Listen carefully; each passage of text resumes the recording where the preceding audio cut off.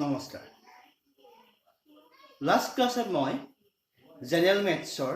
সমান্তৰ প্ৰগতি এৰিথমেটিক প্ৰগ্ৰেছন চেপ্টাৰটোৰ 5.1 এক্সাৰচাইজৰ কেইটামান question discuss কৰিছিলোঁ। আজি মই 5.1 এক্সাৰচাইজৰে নেক্সট যিকেইটা কুৱেশ্যন আছে তাৰ ইম্পৰ্টেণ্ট কুৱেশ্যন কেইটা ডিছকাছ কৰিম। লাষ্ট ক্লাছত মই Question number 4 or 5 or question. As you 6 to question. As you 6 to 6 to us 0.2, 0.22, 0.222, 0.2222. কুৱেশ্যনটো কি কৰিবলৈ আছিলে এই নাম্বাৰ কেইটা সমান্তৰ প্ৰগতিত আছে নে চেক কৰিব লাগে। যদি সমান্তৰ প্ৰগতিত থাকে বা এপি যদি হয় তেতিয়া হলে তাৰ কমন ডিফাৰেন্সটো উলিয়াব লাগিব। কমন ডিফাৰেন্সটো উলিওৱাৰ পিছত আমাক যিকেইটা নাম্বাৰ দিয়া আছে যিকেইটা টাৰ্ম দিয়া আছে তাৰ নেক্সট তিনিটা টাৰ্ম লাগিব উলিয়াব। মই ষ্টাৰ্ট কৰিছো। ফাৰ্ষ্ট মই এই নাম্বাৰ কেইটা এৰিথমেটিক প্ৰগ্ৰেছন বা সমান্তৰ প্ৰগতিত আছে নে সেইটো চেক কৰোঁ। তাৰ কাৰণে মই কি কৰিম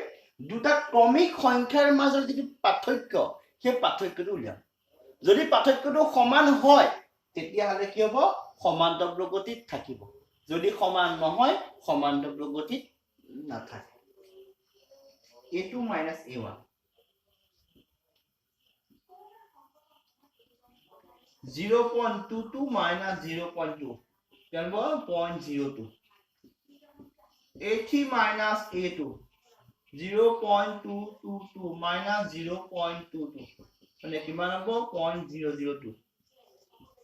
a4 minus a3 0.0222 minus 0.222 কিমান হ'ব আমি কি দেখিলো দুটা ক্ৰমিক সংখ্যাৰ মাজৰ পাৰ্থক্যটো কি হয় সমান নহয়। যদি ক্ৰমিক সংখ্যা নাম্বাৰ কিটাৰ দুটা ক্ৰমিক সংখ্যাৰ মাজৰ পাৰ্থক্যটো যদি সমান নহয় তেতিয়াহ'লে কি হয় এই নাম্বাৰ কিটা সমান্তৰ প্ৰগতিত নাই। সেইটোকে মই লিখি দিওঁ therefore given number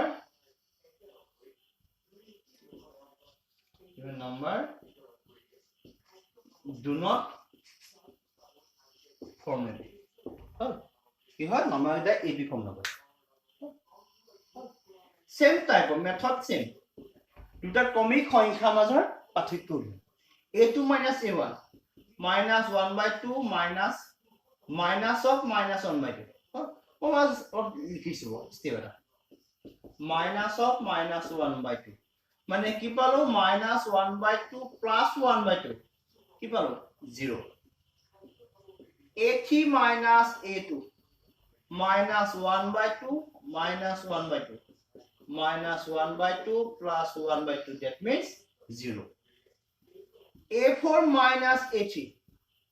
minus 1/2 minus 1/2 minus 1/2 plus 1/2 মানে কিমান পালো 0 দুটা ক্ৰমিক সংখ্যাৰ মাজৰ পাৰ্থক্যটো কিমান পালো প্ৰত্যেকটো কেছতে ডিফাৰেন্স কিটা কি হয় 0 মানে আমাৰ এটো কি হ'ব এই নাম্বাৰ তিনটা সমান্তৰ প্ৰগতি হ'ব। হেতুকে আমি লিখি দিও therefore given number form an AP form কৰিব। যদি AP ফৰ্ম কৰে ইয়াৰ d ইকুয়াল টু কিমান হ'ব 0 d ইকুয়াল টু 0 হলে নেক্সট তিনটা টাৰ্ম নেক্সট তিনটা মই এই সাইডে লিখিছো ৰে নেক্সট তিনটা a5 টো কিবা হ'ব -1/2 হ'ব a6 টো -1/3 হ'ব a7 টো কিমান হ'ব -1/2 10 তার से a twice a thrice a 4 same time दुटा quantity a2 minus a মানে twice a minus a, that means a. A3 minus A2, thrice a minus twice a, A4. A4 minus A3, 4a minus thrice a, মানে কিমান হয় a. এটা প্ৰত্যেকটো কেছতে আমি difference কিটা কি পালো সেম পালো ডিফাৰেন্স কিটা সেম পোৱা মানে কি হ'ব এই নাম্বাৰ কিটা সমান্তৰ প্ৰগতি থাকে নাম্বাৰ কিটা ক'ত থাকিব সমান্তৰ প্ৰগতি therefore given number form an AP যদি ফৰ্ম কৰে ইয়াৰ d ইকুয়াল টু কিমান হ'ব a d equal to a হলে a5 টাৰ্মটো কিমান হ'ব 4a আছে তাৰ লগত a যদি মই প্লাস কৰো কি হ'ব 5a a6 টো কিমান হ'ব 6a a7 কিমান হ'ব 7a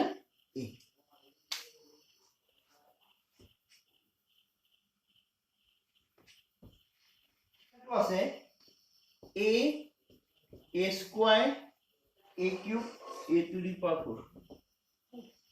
মন কৰিবা a2 minus a মানে আমাৰ ইয়াত কি হ'ব a square minus a square minus a এটা কমন ললো a into a minus 1 next a3 minus a2 a cube minus a square common ললো a minus 1 a4 minus a3 a4 minus a cube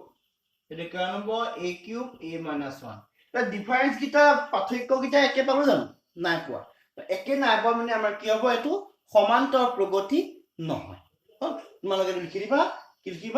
এই number কিটা সমান্তৰ প্ৰগতি গঠন নকৰে বা সমান্তৰ প্ৰগতি ফৰ্ম নকৰে মই লিখি দিবা দেই square 5 square 7 square 73 same type a2 minus a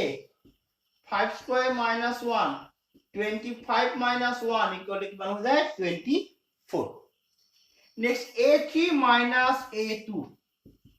a3 7 square minus 5 square 7 square 49 5 square 25 মানে কিমান হয় 24 a4 minus a3 73 minus 7 square 73 minus 49 মানে কিমান হয় 24 এটা আমি কি দেখিলো ডিফারেন্স কিটা কি হয় একে 24 যদি ডিফারেন্স কিটা সেম হয় ইকুয়াল হয় তেতিয়াহলে আমি এটো কি কৰিব পাৰিম এই নাম্বাৰ কিটা সমান্তৰ প্ৰগতি গঠন কৰিব বা নাম্বাৰ কিটা সমান্তৰ প্ৰগতিত আছে হল therefore given number forms an AP সমান্তৰ প্ৰগতি গঠন কৰিব যদি সমান্তৰ প্ৰগতি গঠন কৰে আমাৰ ইয়াৰ কি লিখিব লাগিব d কিমান পাই গলো 24 যদি d টু 24 হয় তেতিয়া হলে আমাৰ কি কৰিব লাগে ইয়াৰ নেক্সট টাৰ্ম কিটা মানে a5 a6 আৰু a7 হল a5 মানে কিমান হ'ব a4 লগত 73 লগত কমন ডিফারেন্স টু যোগ কৰিব লাগে মানে কিমান হ'ল 97 নেক্সট a6 কেনেকৈ কৰিম a5 ৰ লগত difference two plus 97 plus 24 121 a7 কেনেকৈ কৰিম a6 ৰ লগত 24 plus 21 plus 24 মানে কিমান হ'ব 145 হল আমি কি পাই গলো নেক্সট টার্ম তিনটা পাই গলো আৰু ইয়াৰ যিকিটা কোৱেশ্চন বাকি থাকিলে তোমালোকে নিজে ট্ৰাই কৰিবা যদি প্ৰবলেম হয় মোক কমেন্ট কৰিবা নেক্সট ক্লাছত মই 5.2 এক্সাৰসাইজটো বিষয়ে ডিসকাস কৰিম